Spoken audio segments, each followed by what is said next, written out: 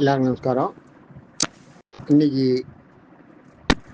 திருமங்கையாழ்வாருடைய பெரிய திருமொழியில் வானிலா முறுவல் அந்த பதிகத்தில் 5வது பாட்டு நம்ம பார்க்க போகிறோம். பாட்டை சொல்கிறேன், கேட்டுக்கோ. இடும்பையால் அடர்புண்டு இடுமினோ உற்றென்று இடுமினோ துற்றென்று துற்றென்று இடுமினோ துற்றென்று இறந்தவர்க்கு இல்லையே என்று. இறந்தவர் இந்த இடத்துல சின்னரா ஞாபகம் வச்சுக்கோ, பெரியரா போட்டால் செத்து போகிறது. இது இறந்தன்னா பிச்சை கேட்கறது. இறந்தவர்க்கு இல்லையே என்று நெடுஞ்சொலால் மறுத்த நீசனே நந்தோ. நினைக்கிலேன் வினைப்பயன் தன்னை பயன்றன்னைன்னு இருக்கும். நினைக்கிலேன் வினைப்பயன் தன்னை கடுஞ்சொலார் கடியார் காலனார் தமரால் படுவதோர் கொடுமிரைக்கு அஞ்சி நடுங்கினான் வந்துன் திருவடி அடைந்தேன் நைமிசாரண்யத்துள் எந்தாய். பாட்டு இந்த சொல்லும்போது எப்படி சொல்லணும்னா, இடும்பையால் அடர்புண்டு இடுமினோ ஒதுற்றென்று இறந்தவர்க்கு இல்லையே என்று நெஞ்சோத மறுத்த ஈசனே இருந்தோ. நினைக்கிறேன் வினைப்பயன் தன்னை கடுஞ்சொல்லார் கடியார் காலனார் தமரால் படுவதோர் கொடுமிரைக்கு ஒடுங்கி கொடுமிரைக்கு அஞ்சி நடுங்கினான் நான் வந்தும் திருவடி அடைந்தேன் நைமிசாரத்தில் இருந்தாய். இது பாட்டு சொல்கிற பாங்கு இப்படி சொல்லணும். இப்போ அர்த்தத்தை கவனிப்போம். இடும்பையால், இடும்பைனா வறுமை. இடும்பைன்றது வறுமை. இந்த இடத்துல இடும்பைனா துன்பம், வறுமையால் ஏற்படுற துன்பம். ஏன்னா பின்னாடி பிச்சை எடுக்கிறது வருது இல்லையா, பிச்சை பின்னாடி அந்த இது வருது பாருங்க, இறந்தவர்க்கு இல்லையே என்று. அதனால பிச்சை கேட்குறவங்களுக்குன்னு வருது. அதனால இடும்பையால்னா இந்த இடத்துல வறுமை தான். வறுமையால் அடர்புண்டு, அடர்புன்னா பிடிபட்டுன்னு அர்த்தம். இடும்பையால் அடர்புண்டுன்னா வறுமையின் கையில் பிடிபட்டு, வறுமையால பிடிபட்டு. இடுமினோ பிச்சை எடுங்கள்னு வந்து கேட்குறாங்க பார்த்தீங்களா. சர்வ உடம்புல இருக்க சர்வ நாடியும் ஒடுங்கி தான் வந்து கேட்குறாங்க பிச்சை கேட்குறது. பிச்சை கேட்குறவங்க வந்து எல்லாரும் ஒரே மாதிரி நினச்சிடாதீங்க. பிச்சை கேட்குறவங்க பலர் நிறையா யோசிப்பாங்க. யோசிச்சு தான் வந்து பிச்சை கேட்பாங்க. ஏன்னா அவங்களோட தன்மானம் இருக்கு இல்லையா, தன்மானம் இருக்கிறவங்க எல்லாருமே கொஞ்சம் யோசிப்பாங்க. எப்படி போய் பிச்சை கேட்குறது. அளவட்டத்தில் அது பழகிடுன்னு வச்சுக்கோங்க, அது வேறு. நான் வந்து இந்த போலியாக சம்பாதிக்கிறதுக்காக பிச்சை எடுக்கிறவங்க எல்லாம் சொல்லலை. நிஜமாவே இல்லாத போய் பிச்சை எடுக்கிறாங்க பார்த்தீங்களா, அவங்க வந்து பார்த்தீங்கன்னா தன் உடம்புல இருக்க எல்லாத்தையும் 10 விதமான குணங்களையும் செயல்பாடுகளையும் விட்டுட்டு தான் வந்து நம்மக்கிட்ட பிச்சை கேட்குறாங்க. ஞாபகம் வச்சுக்கோங்க. அதுதான் இல்லையே. நம்மக்கிட்ட வந்து வறுமையால் தன் மானத்தை விட்டுன்னு வச்சுக்கோங்க. தன் மானத்தை விட்டுன்றது அதான். மானன்றது எல்லாத்தையும் விட்டுட்டு, ஐயோ எனக்கு கொஞ்சம் பிச்சை போடுங்களேன்னு கேட்கறதுக்கு பார்த்தீங்களா, மண்டிக்கிட்டு கேட்கறது. அது ரொம்ப ரொம்ப கொடுமை. அது இடும்பையால் அடர்புண்டு இடுமினோ துற்றுன்னா சிறிதுன்னு அர்த்தம். கொஞ்சம் பிச்சை கொடுங்க அப்படின்னு கேட்கறது தான் சிறிது. இடும்பையால் அடர்புண்டு இடுமினோ துற்று என்று இறந்தவர்க்கு இல்லையே என்று. இறந்தவர்னா அந்த இடத்துல பெரியரா இல்லை சின்னரா. முதலே சொன்னேன், சின்னராய வந்து பிச்சை எடுக்கிறது, இறந்தவர்னா பிச்சை எடுக்கிறது. நம்மக்கிட்ட வந்து பிச்சை கேட்கறதுக்கு பேர் இறந்தவர்னு. இறக்கிறதுனா பிச்சை எடுக்கிறது. அந்த பெரியரா வந்ததுன்னா இறந்தானா செத்து போகிறது. அது மாதிரி இதில் இந்த இடத்துல வந்து இறந்தவர்க்கு நம்மக்கிட்ட வந்து பிச்சை கேட்டவங்களுக்கு இல்லையே என்று.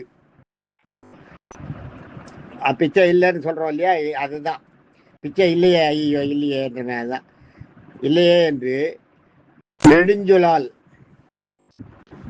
நெடுஞ்சொலால்னா ஐயோ பிச்சை இல்லையே என்கிட்ட ஒன்றும் இல்லையே அப்படின்னு நீட்டி சொல்கிறோம் பாருங்க.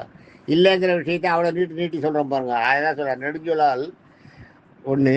இன்னொன்று வந்து நெடுஞ்சொலால்னா உறுதியாக சொல்கிறது கூட.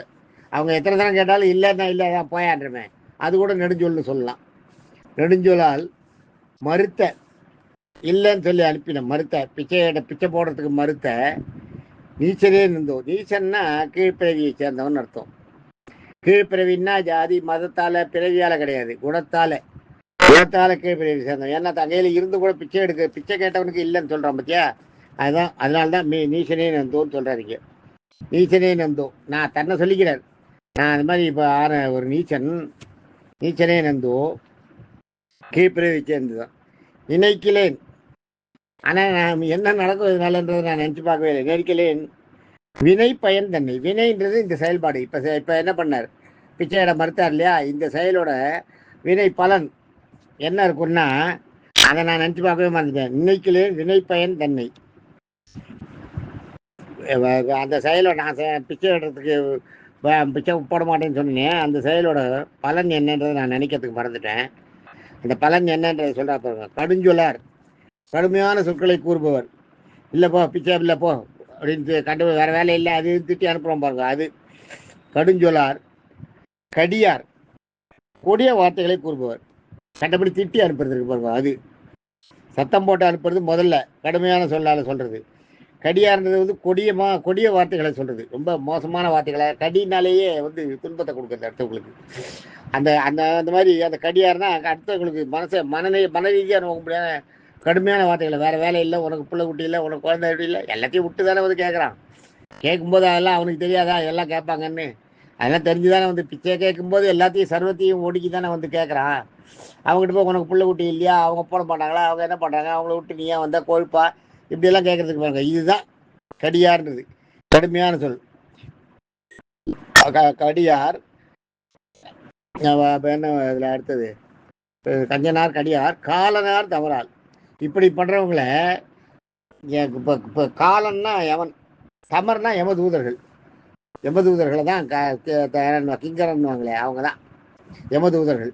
யமதூதர்களை காலனார் தமரால், காலனுடைய அந்த தூதர்களால், காலனார் தமரால் படுவதோர். படுவதோர் அந்த இடத்துல பட்டதோர்னு சொல்ல, படுகின்றதோர்னு சொல்ல, படுவதோர்னு சொல்கிறார். ஏன்னா இப்போ இன்னும் அவர் அனுபவிக்கல, அதை படப்போகும்னு அர்த்தம் அந்த இடத்துல, அனுபவிக்க போகும். படுவதோர்னா ஃபியூச்சர் டென்ஸ். அது படுவதோன்றது பட்டோர்னா பாஸ்ட் டென்ஸு, படுகின்றோர்னா ப்ரெசன்ட் டென்ஸு, படுவதோர்னா ஃபியூச்சர் டென்ஸு. பிற்காலத்தில் படப்போகிற அந்த கொடுமையை அந்த அந்த அந்த பிற்பாலத்தை அனுபவிக்க போகிற கொடுமிரை. மிரைனா தண்டனை, ஞாபகம் வச்சுக்கோ. மிரைனா தண்டனை, கொடுமிரைனா கொடுமையான தண்டனை.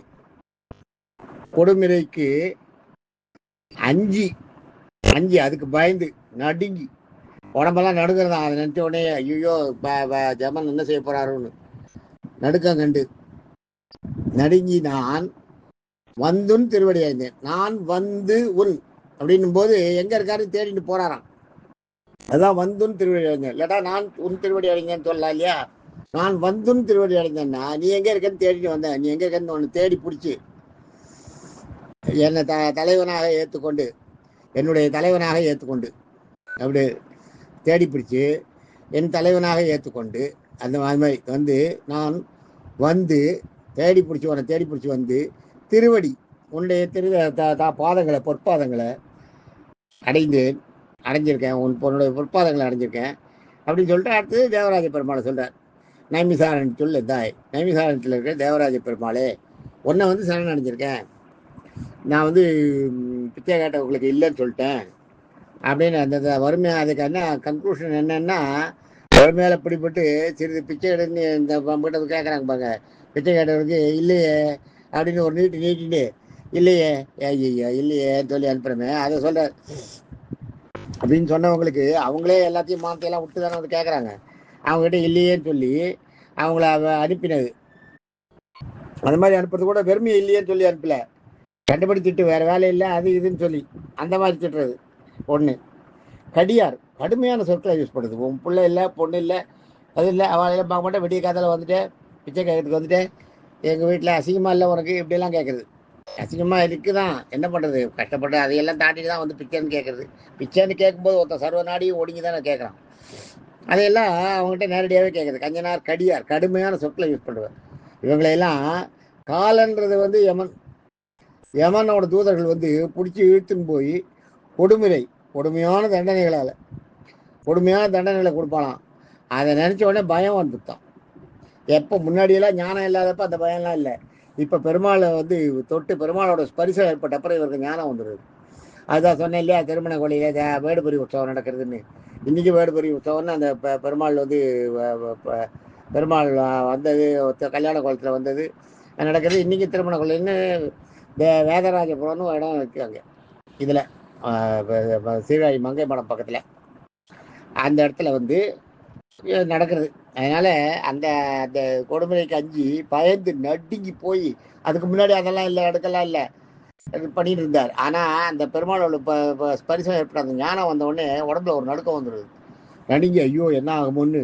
இதுக்கு ஏதாவது வழி பண்ணணும்னா அதுக்கு ஒரே வழி பெருமாளை சரணாகதி அடைகிறது தான். அதை உடனே பெருமாளை தேடி பிடிச்சாராம். எங்கன்னு பார்த்தா நைமிசாரத்தில் இருக்க தேவராஜ பெருமாள் தான் கண்ணில் பட்டாராம். நைமிசாரத்தில் இருக்க தேவராஜ பெருமாள்கிட்ட அப்புறம் சொல்கிறார், நீ நான் உன்னோட திருவடியை பிடிச்சிட்டு இருக்கேன், என்னை காப்பாற்று, இந்த எவர்களுடைய இதுலேருந்து என்னை காப்பாற்றி எனக்கு மோட்சத்தை கொடு, எனக்கு சரணாகதியை கொடு அப்படின்னு கேட்குற அருமையான பாட்டு. நாளைக்கு அடுத்த பாட்டை பார்ப்போம். அடுத்த பாட்டுனா நாளைக்கு 6வது பாட்டு இல்லையா, 5வது பாட்டு 6வது பாட்டு பார்ப்போம். தேங்க்யூ.